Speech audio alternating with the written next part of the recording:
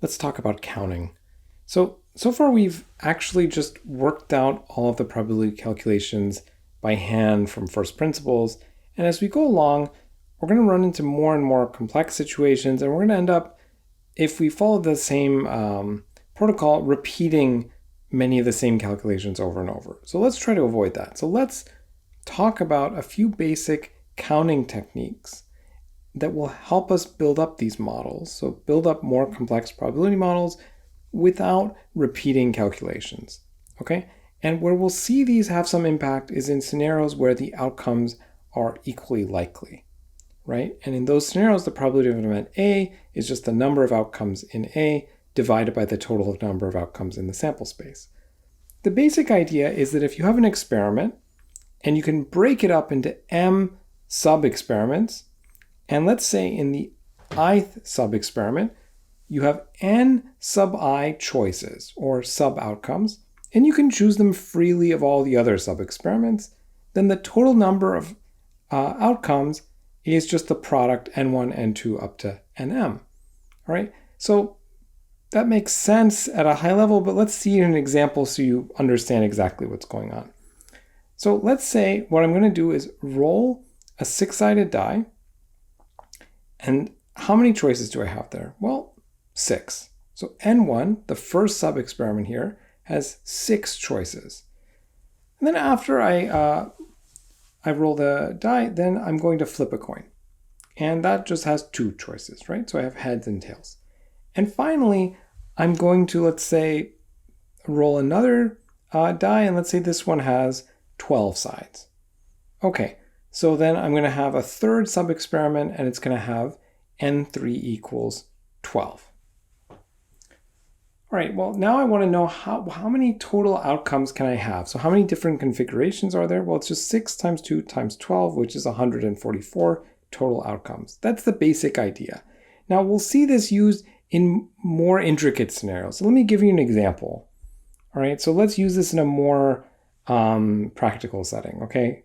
So something which we might actually care about the answer. All right, so as an example, let's just think about a deck of cards. So let's say we're interested in how many ways are there of drawing face cards. So let's say I want to pick up 3 face cards, Jack, Queen, or King. So any of those kinds of cards.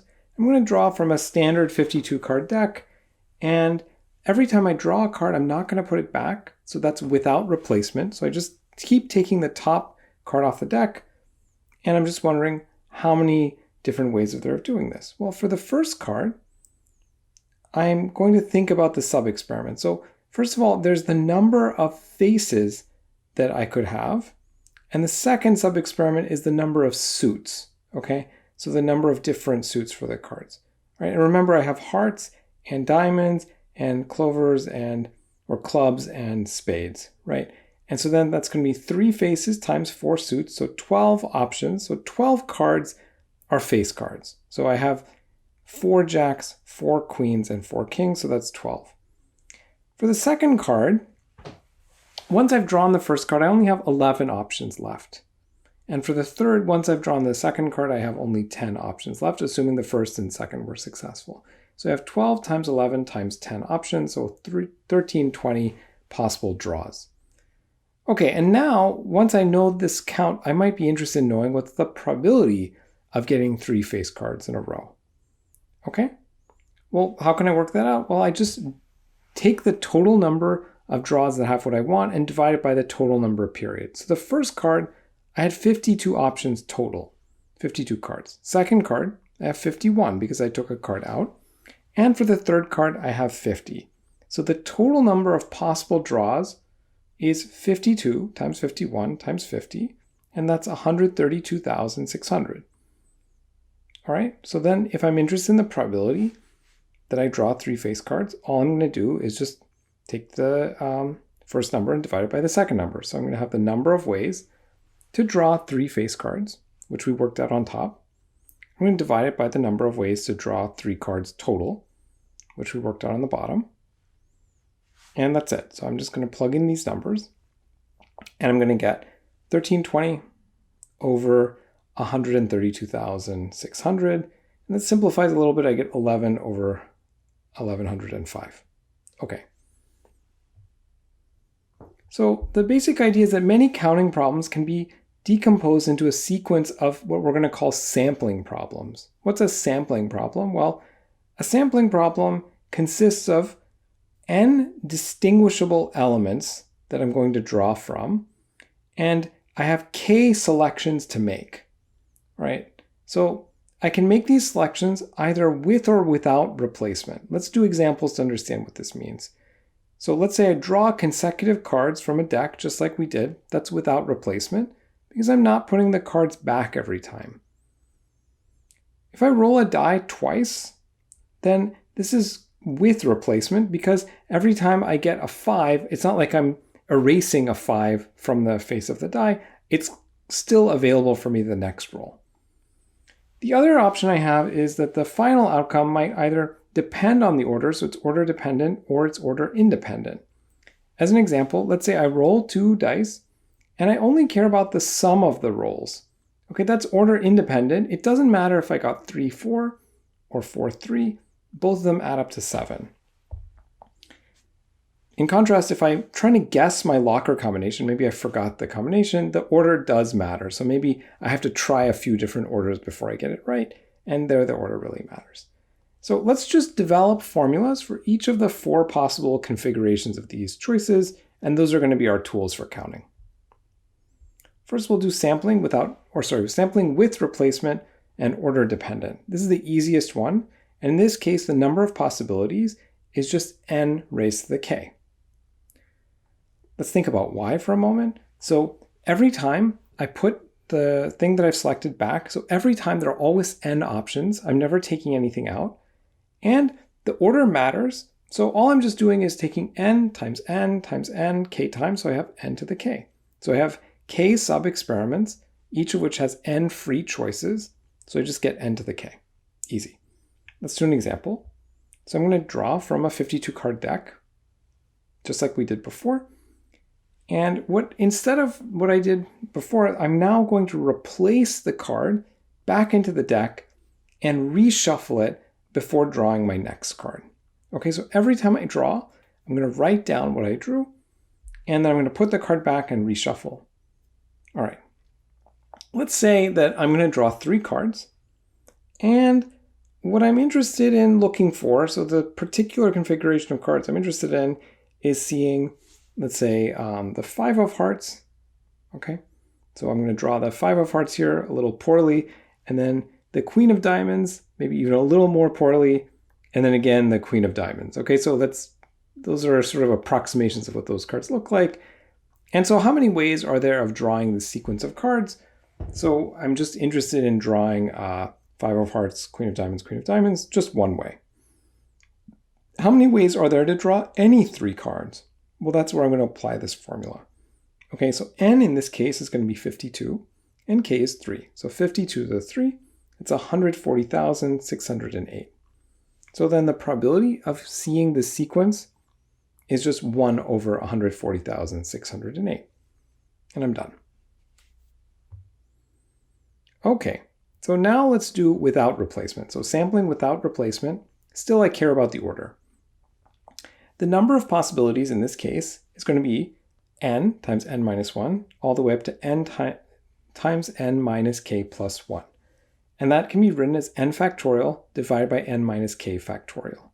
Okay, so this is my formula. Why does it make sense? Because the first time I have n choices. The next time I've kept something out, I have n minus 1 choices. And then I keep going. At the end, I've taken out k minus 1 things. So I have n minus k plus 1 choices at the end. And the product of those is the product of all of the sub-experiments that we saw before. So I have n times n minus 1 up to n minus k plus 1. Sometimes people call this k permutation, but that's just some nomenclature. It's not super important. It's important to remember, though, that n factorial, n with this exclamation point, is n times n minus 1 all the way down to 1. And this is the number of ways that we can order n elements, okay? So if you think about having 3 factorial, that's 6 because it's 3 times 2 times 1. And you can just write out for yourself how many ways are there of ordering 3 things. You'll see that there are 6 ways. For convenience, we'll define 0 factorial as 1. And as an example, let's kind of just use this tool. Okay, so let's go back to the same example we had before. I'm going to draw 3 cards. And every time I'm going to hold on to the card. So before I was putting it back and reshuffling, now I'm going to keep the card. And I'm going to ask the same question. So what is the probability of drawing the cards? So last time we had the same thing. So we're going to have 5 of hearts, queen of diamonds, and queen of diamonds. Well, the probability, I can just tell you right away, is 0. And this is kind of a silly question because this is not possible because I got the queen of diamonds twice in a row. And this is really a trick question just to kind of wake us up. Okay, because I'm not putting cards back, then there's no way I could get the same card twice. Okay, so it's not reinserted. And that's just to remind you that it's without replacement. So let's just change it a little bit and do this properly. Okay, so that was just a trick. So let's say I draw, 3 cards again. And so we're going to just write this out. And so let's kind of just wait a moment. So we're going to kind of use this technique, but now I'm going to actually have a sequence of cards that makes sense. Okay, so I'm just going to ask, what is the probability of drawing, let's say, the 5 of hearts, and then the queen of diamonds, and then finally the jack of diamonds. Okay, so that makes sense because those are all unique cards, and so it is possible to draw this. And so the number of ways in which I can draw these 3 cards, it's just 1. Okay, so there's only one way to get that sequence. And how many ways can I now draw 3 cards? Well, that's changed because now I don't put cards back. So it's going to be 52 factorial over 52 minus 3 factorial. So that's 52 factorial over 49 factorial. And the factorials, one nice thing about them is they cancel out. I'm left with 52 times 51 times 50. And that's 132,600. And that's kind of like a calculation we just did earlier. So the probability of this event is just the number of ways to draw over the number of total ways. So it's just 1 over 132,600. All right. Now we'll do sampling without replacement where the order does not matter, so order independent. In this case, the number of possibilities is what we call n choose k with this notation. So it's n factorial over k factorial times n minus k factorial. Okay, and so this is basically the same thing that we had before, except I'm dividing by k factorial since I don't care about the order of selections.